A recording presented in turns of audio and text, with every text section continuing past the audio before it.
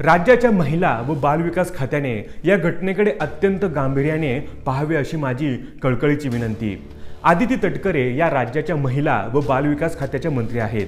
त्यांच्या बातम्या केवळ लाडक्या बहिणीचे अनुदान कधी मिळणार आणि किती मिळणार याच अनुषंगाने असतात हे वास्तव आहे। राज्यात किती शाळात वसतिगृहात रेक्टर पद रिक्त आहेत आणि त्यांची भरती का केली जात नाही हे विचारण्याची फुरसत माध्यमांना नाहीये, कारण त्यांच्या पुढ्यातला हिंदू मुस्लिम द्वेषमूलकतेचा अजेंडा राबवताना काही गरिबांच्या पोरांचे बरे वाईट झाले तर त्यांचे देणे घेणे असायचे काही कारणच नाही। असो, या व्हिडिओची बातमी दैनिक सकाळच्या वेब पोर्टलवर गजानन खरात या माझ्या मित्राने पाहून मला तिथे टॅग केलं। बातमी देण्याची पद्धत पाहून अत्यंत खेद वाटला। बातमी अशी होती, एका मागोमाग एक कानाखालीही मारल्या। संतापजनक व्हिडिओ आला समोर। बातमीत बाकी एक चकार शब्दाची माहिती नाही। कुठली घटना, कसली घटना, कशाची मारहाण, कधीची घटना, काहीच आगापिछा नाही। हा व्हिडिओ पाहवत नाही किती अमानुष मारहाण केली गेली आहे आणि ती देखील अत्यंत थंडपणे।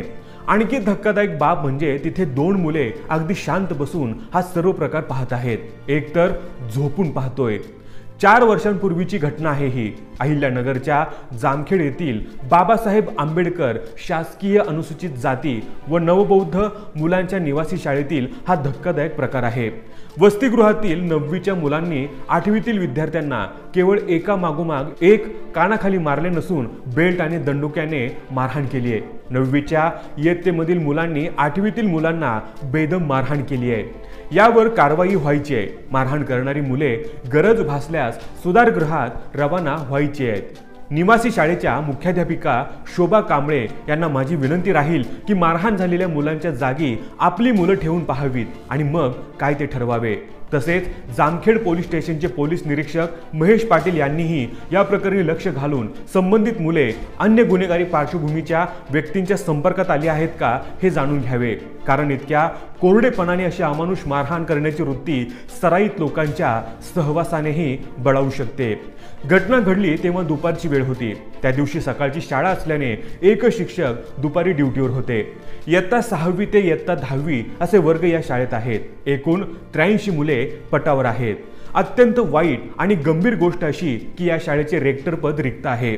6 शिक्षक आकृतीबंधात कार्यरत आहेत। हे शिक्षक बळ अत्यंत अपुरे आहे। शाळेत शिकवणे आणि मुलांच्या निवासी व्यवस्थेकडे पाहणे हे दुहेरी काम या शिक्षकांना आहे। सहाय्यक आयुक्त प्रवीण कोरगंठेवार यांच्या अध्यक्षतेखाली एक चौकशी समिती नेमण्यात आली आहे आणि तिचे पेपरवर्क सुरू आहे। सरकारी समित्या काय करतात हे नव्याने सांगण्याची गरज नाही। मुलांच्या पालकांनी पोलीस तक्रारीस नकार दिलाय असे सांगण्यात येते, मात्र याची खातरजमा करण्याचा सोर्स माझ्याकडे उपलब्ध नाही। मारहाण करणारी 2 वा अधिक मुले असू शकतात, तरीही केवळ एका मुलाला शाळेतून निलंबित करून यावर पडदा टाकण्याचा प्रयत्न होतोय।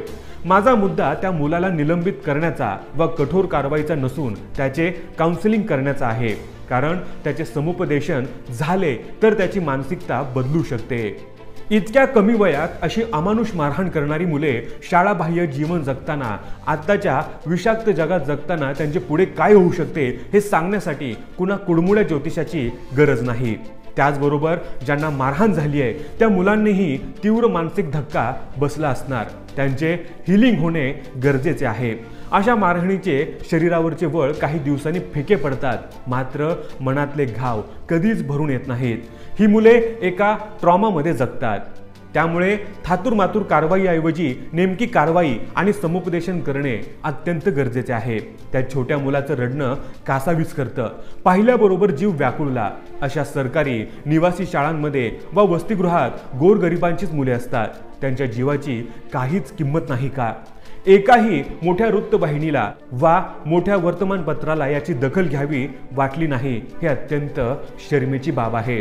या मतदारसंघाचे आमदार रोहित पवार आणि त्यांचे स्वीय सहाय्यक अभिजित उगमुगले यांना माझी कळकळीची विनंती आहे की त्यांनी यात वैयक्तिक लक्ष घालावे आणि मुलांच्या समस्या सोडवून ते सुरक्षित असल्याचा विश्वास त्यांच्या ठायी द्यावा। तसेच येथील भरती वेळेत पूर्ण करून घ्यावी। शाळेचे कोणी कर्मचारी कर्तव्यात कसूर करत असतील तर त्यांच्यावरही योग्य ती कारवाई केली जावी। इथे नेहमीचा कथित शासकीय न्याय नकोय। इथे मानवतेच्या दृष्टिकोनातून न्याय हवाय। आपलाच समीर गायकवाड। मित्रांनो, या व्हिडिओबद्दल तुमचं मत काय हे आम्हाला कमेंट करून जरूर कळवा.